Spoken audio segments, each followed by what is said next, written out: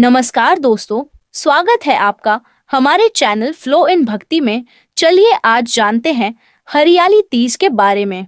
हरियाली तीज श्रावण मास के शुक्ल पक्ष की तृतीया को मनाई जाती है। विवाहित महिलाएं और अविवाहित लड़कियां दोनों ही इस व्रत को रखती हैं। हरियाली तीज का धार्मिक महत्व बहुत खास होता है। हरियाली तीज पर माता पार्वती और भगवान शिव की पूजा अर्चना करने का विशेष महत्व है। हरियाली तीज को श्रावणी तीज भी कहा जाता है। इस दिन सुहागिन महिलाएं सजती संवरती हैं, हाथों में मेहंदी लगाती है और सावन का झूला झूलती है। कुंवारी लड़कियां भी इस दिन अपनी सखियों के साथ हंसी ठिठोली करते हुए झूला झूलती हैं और सावन के गीत गाती हैं। इस दिन सुहागिन महिलाएं पति की दीर्घायु के लिए व्रत करती हैं, तो वहीं कुंवारी कन्याएं शिव जी जैसा सुयोग्य वर पाने के लिए व्रत रखकर शिव पार्वती की पूजा करती हैं। आइए आपको बताते हैं हरियाली तीज कब मनाई जाएगी, क्या है इस दिन का महत्व, डेट के साथ पूजा का शुभ मुहूर्त, पूजा विधि। आइए जानते हैं हरियाली तीज 2025 का व्रत कब रखा जाएगा। हरियाली तीज 2025 में 27 जुलाई रविवार को मनाई जाएगी। हिंदू पंचांग के अनुसार सावन शुक्ल तृतीया तिथि 26 जुलाई को रात 10:41 पर शुरू होगी और यह तिथि 27 जुलाई को रात 10:41 तक रहेगी। उदया तिथि के अनुसार हरियाली तीज 27 जुलाई को मनाई जाएगी। इस दिन रवि योग का शुभ संयोग भी बन रहा है, जो शाम 4:23 से शुरू होकर 28 जुलाई को सुबह 5:40 तक रहेगा। रवि योग में पूजा पाठ करना और व्रत रखना बहुत ही शुभ फल देने वाला माना जाता है। हरियाली तीज 27 जुलाई 2025 रविवार। सूर्योदय सुबह 5:59, सूर्यास्त शाम 7:07 तक रहेगा। मुहूर्त सुबह 4:23 से 5:11 तक है। प्रातः काल पूजा मुहूर्त सुबह 4:37 से 5:40 तक रहेगा। सायंकाल पूजा मुहूर्त शाम 7:15 से 8:18। राहु काल दोपहर 4:30 से 6 बजे तक रहेगा। हरियाली तीज 2025 व्रत खोलने का शुभ मुहूर्त 27 जुलाई 2025 रविवार शाम 7:08 से रात 9:06 तक। चंद्रास्त रात 9:06 तक। व्रत पारण 28 जुलाई सोमवार सुबह 5:59 से 8 बजे तक है। इसके बीच आप व्रत खोल सकते हैं। हरियाली तीज 2025 का महत्व। हरियाली तीज एक महत्वपूर्ण हिंदू त्योहार है। यह भगवान शिव और माता पार्वती के पुनर्मिलन का प्रतीक है। मान्यता के अनुसार माता पार्वती ने भगवान शिव को अपने पति के रूप में पाने के लिए बहुत कठिन तपस्या की थी। उन्होंने 108 जन्मों तक तपस्या की और उसके बाद भगवान शिव को पति के रूप में प्राप्त किया। इस दिन पूजा करने से विवाहित महिलाओं को अखंड सौभाग्य का आशीर्वाद मिलता है। जो महिलाएं इस दिन सच्चे मन से पूजा करती हैं, उनका वैवाहिक जीवन हमेशा खुशहाल रहता है। मां पार्वती को अर्पित करे सुहाग की सामग्री। हरियाली तीज एक महत्वपूर्ण त्योहार है। इस दिन महिलाएं माता पार्वती की पूजा करती हैं। वे उनसे अपने सुखी वैवाहिक जीवन के लिए प्रार्थना करती हैं। मान्यता है कि इस दिन माता पार्वती को 16 श्रृंगार की वस्तुएं अर्पित करने से उनकी विशेष कृपा प्राप्त होती है। पूजा में सबसे पहले भगवान शिव का गंगाजल या पवित्र जल से अभिषेक करें। फिर माता पार्वती को चूड़ी, बिंदी, सिंदूर, मेहंदी और चुनरी जैसी चीजें अर्पित करें। इन चीजों से माता अत्यंत प्रसन्न होती है और उनकी कृपा से दाम्पत्य जीवन में प्रेम, समृद्धि और सुख शांति बनी रहती है। पति पत्नी के बीच प्रेम बढ़ता है, घर में सुख शांति बनी रहती है और समृद्धि आती है। आइए जानते हैं घर पर हरियाली तीज की पूजा कैसे करें। यदि आप घर पर ही हरियाली तीज की पूजा करना चाहती हैं, तो इसके लिए आप कुछ विशेष नियमों का पालन करके पूजा कर सकती है और व्रत का फल प्राप्त कर सकती है।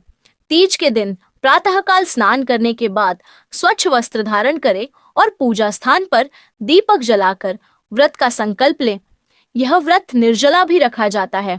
सुहागिन स्त्रियां इस दिन 16 श्रृंगार करती हैं और विशेष रूप से हरे रंग की साड़ी और चूड़ियां पहनती है। पूजा स्थल को स्वच्छ करके उस पर गोबर का लेप करें और गंगा जल से शुद्ध करें। फिर माता पार्वती की चौकी स्थापित करे।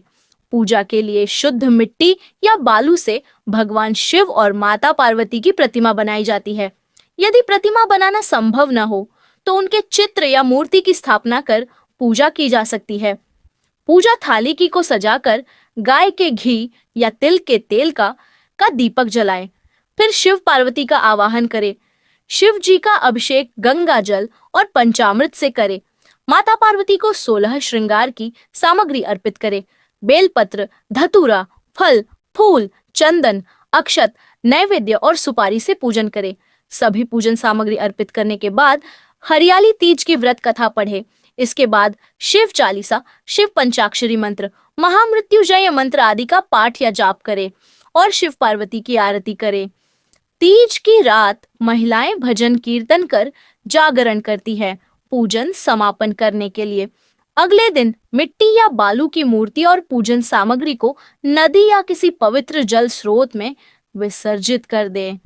हरियाली तीज का व्रत न केवल धार्मिक आस्था का प्रतीक है, बल्कि यह दाम्पत्य जीवन में प्रेम, समर्पण और स्थायित्व को भी दर्शाता है।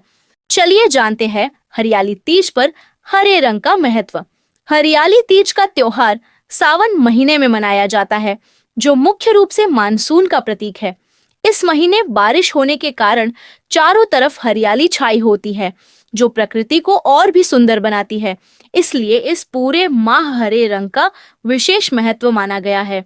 इसके अलावा हरा रंग समृद्धि, ताजगी, नवीनीकरण का प्रतीक है और यह शिव पार्वती के प्रति भक्ति और प्रेम भी दर्शाता है।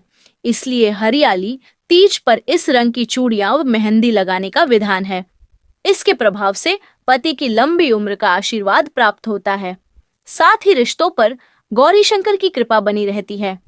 वहीं हरा गौरी पुत्र गणेश का प्रिय रंग भी है। उन्हें दुर्वा अर्पित करने से कार्यों में आ रही बाधाएं दूर होती हैं। इसके अलावा हरे रंग की चीजों का दान करने से सफलता, धन लाभ और कुंडली में बुध मजबूत होता है। चलिए आप सुनती हूँ हरियाली श्रावणी तीज की प्रामाणिक कथा। देवी पार्वती अपने पूर्व जन्म में दक्ष प्रजापति की पुत्री सती थीं। उस समय दक्ष प्रजापति के विरोध और इच्छा विरुद्ध जाकर देवी सती ने महादेव से विवाह किया था। दक्ष प्रजापति भगवान विष्णु से देवी सती का विवाह करवाना चाहते थे, लेकिन देवी सती भगवान शिव को अपना पति मान चुकी थीं। अंत में पुत्री की खातिर दक्ष प्रजापति को भगवान शिव के साथ सती का विवाह करवाना पड़ा, लेकिन दक्ष प्रजापति फिर भी शिव द्रोही बने रहे। एक समय दक्ष प्रजापति ने भव्य यज्ञ का आयोजन किया, जिसमें सभी देवी देवताओं, नाग, किन्नर, गंधर्व, ऋषियों को आमंत्रित किया। त्रिलोक में दक्ष प्रजापति के यज्ञ की चर्चा होने लगी। बात देवी सती के कानों में भी आई और वह दुखी हुई कि उनके पिता ने महादेव और उन्हें यज्ञ में शामिल होने के लिए आमंत्रित नहीं किया। इस बात से देवी सती को बहुत दुख हुआ और वह फिर भी बिना बुलाए पिता के यज्ञ में जाने की जिद करने लगी। महादेव ने देवी सती से कहा कि हे देवी, बिना बुलाए पिता के घर जाने से भी मान सम्मान की हानि होती है, इसलिए मेरी बात मानो और तुम ना जाओ।